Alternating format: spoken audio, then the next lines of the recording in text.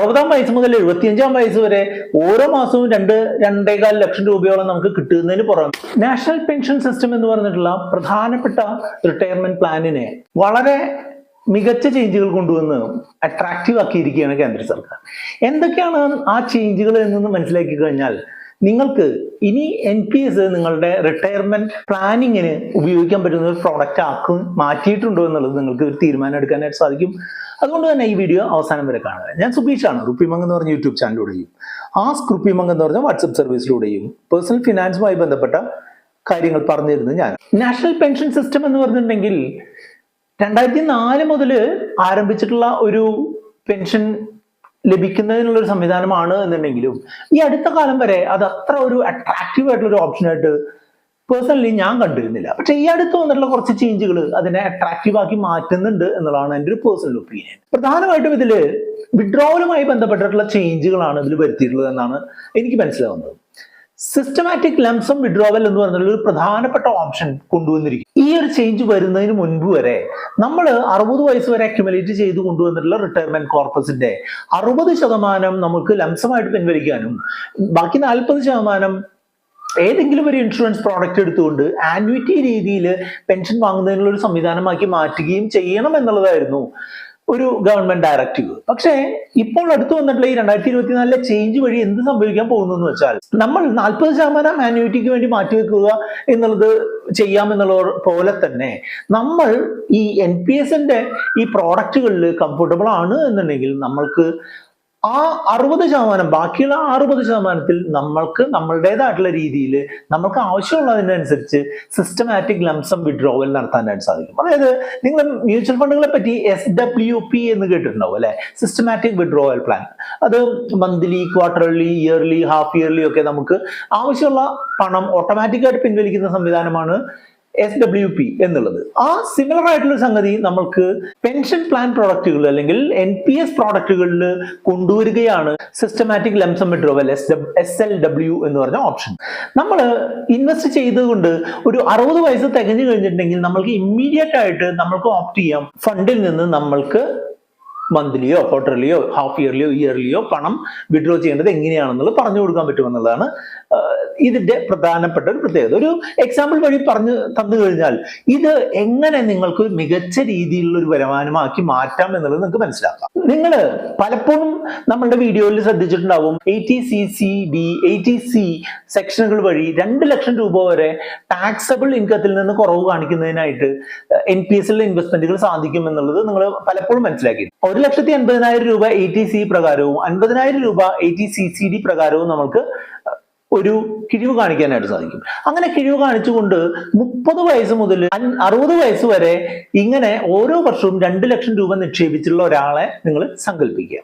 30 വർഷം 2 ലക്ഷം രൂപ വെച്ചാകുമ്പോൾ അദ്ദേഹത്തിന്റെ നിക്ഷേപം എന്ന് പറഞ്ഞിട്ടുണ്ടെങ്കിൽ 60 ലക്ഷം രൂപയായി.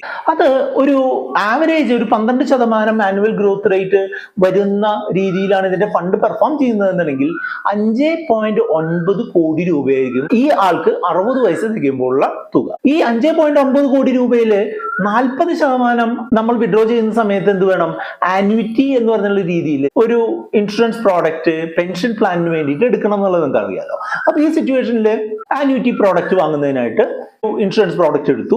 അത് 5% എന്നുള്ള ഒരു റിട്ടേൺ വെച്ച് പോകുന്ന ഒരു ആന്വിറ്റി പ്രോഡക്റ്റ് ആണ് എന്നുണ്ടെങ്കിൽ 98,000 രൂപയോളമൊക്കെ മന്ത്ലി അതിൽ നിന്ന് പെൻഷൻ കിട്ടും.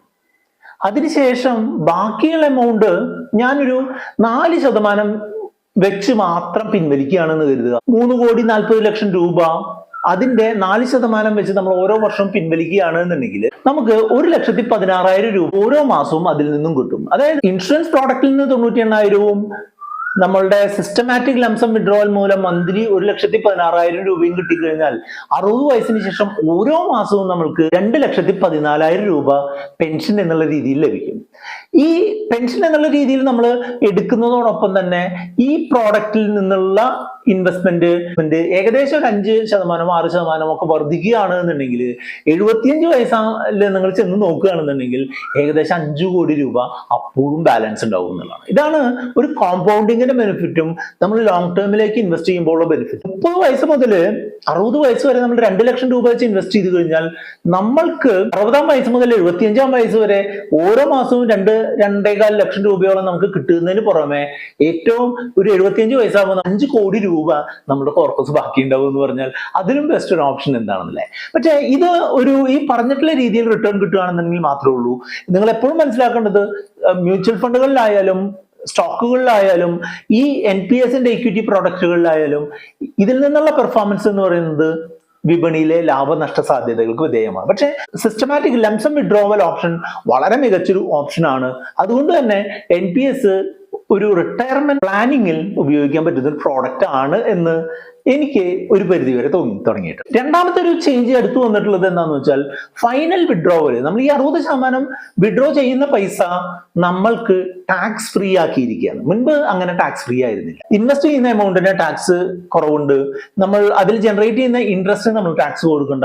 അതിൽ നമ്മൾ പിൻവലിക്കുന്ന എമൗണ്ടിന് നമ്മൾ ടാക്സ് കൊടുക്കണ്ട. അതായത് എക്സംപ്റ്റ് കാറ്റഗറിയിൽ PPF-നെ പോലെയുള്ള ഒരു പ്രോഡക്റ്റ് ആയി മാറിയിരിക്കുകയാണ് NPS. ഈ പുതിയ ചേഞ്ച് വന്നതോടുകൂടി ആകെ നമ്മൾ NPS-ൽ ടാക്സ് കൊടുക്കേണ്ടത് ആന്യൂറ്റിക്ക് വേണ്ടിയിട്ട് അല്ലെങ്കിൽ പെൻഷന് വേണ്ടിയിട്ട് ഇട്ടിട്ടുള്ള ആ പൈസ നമുക്ക് കിട്ടുന്നത് മാത്രമാണ് നമ്മൾക്ക് ടാക്സബിൾ ആയിട്ട് വരിക എന്നുള്ളത്. അതായത് നമ്മൾ ടോട്ടൽ ഇട്ടിട്ടുള്ളതിന്റെ 40% നമ്മൾ ഏതെങ്കിലും ഒരു ഇൻഷുറൻസ് കമ്പനിയുടെ ആന്യൂറ്റി എടുക്കുമല്ലോ. ആ ആന്യൂറ്റി പെൻഷനിൽ നിന്ന് നമുക്ക് കിട്ടുന്ന തുകയാണ് നമുക്ക് ആകെ ടാക്സ് കൊടുക്കേണ്ടത്. മറ്റൊരു തുകയും ടാക്സബിൾ ഇൻകത്തിൽ പെടില്ല എന്നത് വളരെ മികച്ച ഒരു ചേഞ്ച് ആയിട്ട് എനിക്ക് തോന്നുന്നു. മൂന്നാമത്തെ ഒരു ചേഞ്ച് എന്ന് പറഞ്ഞിട്ടുണ്ടെങ്കിൽ ഇക്വിറ്റിയുടെ അലോക്കേഷന് ഒരു മാക്സിമം ലിമിറ്റ് 75% എന്നുള്ള രീതിയിൽ വെച്ചിട്ടുണ്ടായിരുന്നു. ആ മാക്സിമം ലിമിറ്റ് ഏജിനനുസരിച്ച് കുറഞ്ഞു വന്ന് 60-ാം വയസ്സാവുമ്പോൾ മാക്സിമം വരാവുന്നത് 50% കുറയ്ക്കണം എന്നുള്ള ഒരു തീരുമാനം ഉണ്ടായിരുന്നു.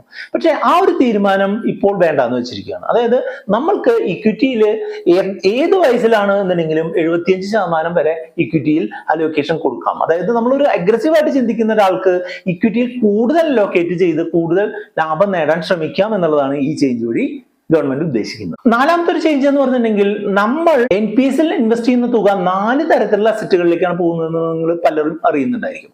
1 ഇക്വിറ്റി, 2 ഗവൺമെന്റ് സെക്യൂരിറ്റീസ്, 3 കോർപ്പറേറ്റ് ബോണ്ടുകൾ, 4 അതർ ഇൻവെസ്റ്റ്മെന്റ്സ് അല്ലെങ്കിൽ ഓൾട്ടർനേറ്റീവ് ഇൻവെസ്റ്റ്മെന്റ്സ്. ഈ 4നും നമ്മൾക്ക് നമ്മളുടെ ആവശ്യത്തിനനുസരിച്ചുള്ള ഒരു ഫണ്ട് മാനേജറെ ചൂസ് ചെയ്യാം എന്നുള്ളതാണ് മറ്റൊരു ചേഞ്ച്. ഇപ്പൊ ഒരു ഉദാഹരണമായിട്ട് പറയുകയാണെങ്കിൽ ഇക്വിറ്റി മാനേജ് ചെയ്യുന്നതിനായിട്ട് നമുക്ക് HDFC-യുടെ ഫണ്ട് മാനേജറെയും കോർപ്പറേറ്റ് ബോണ്ടുകൾ മാനേജ് ചെയ്യാൻ LIC-യുടെ ഫണ്ട് മാനേജറെ നമുക്ക് ഉപയോഗിക്കാം. മുൻപ് അങ്ങനെ ഒരു ഓപ്ഷൻ ഉണ്ടായിരുന്നില്ല.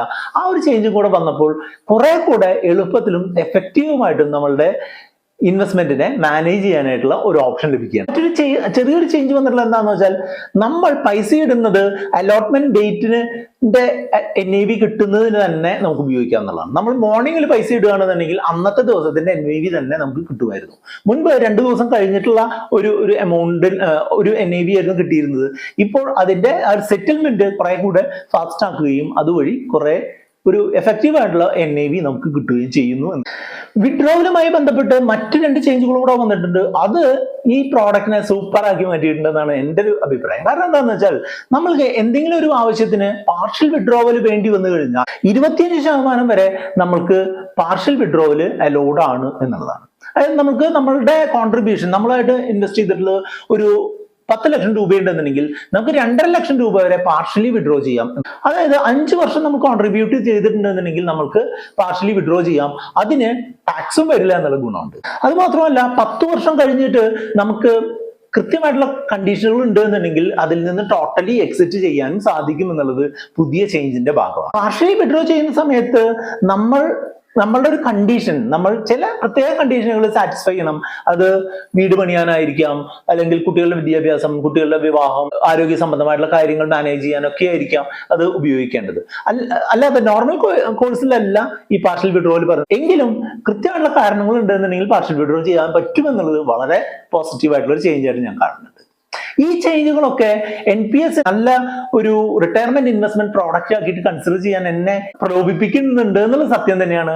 നിങ്ങൾ എന്താണ് ചെയ്യാനായിട്ട് ഉദ്ദേശിക്കുന്നത് എന്നുള്ളത് ഒന്ന് കമന്റ് ചെയ്യൂ. നിങ്ങൾക്ക് അതിൽ എന്തെങ്കിലും സംശയങ്ങൾ ഉണ്ടെങ്കിൽ നമ്മുടെ വാട്സ്ആപ്പ് നമ്പറിലേക്ക് 8848030018 നിങ്ങൾക്ക് കോൺടാക്ട് ചെയ്യാം. വീഡിയോ ലൈക്ക് ചെയ്യാനും കമന്റ് ചെയ്യാനും കൂട്ടുകാരുമായിട്ട് ഷെയർ ചെയ്യാനും മറക്കരുത്.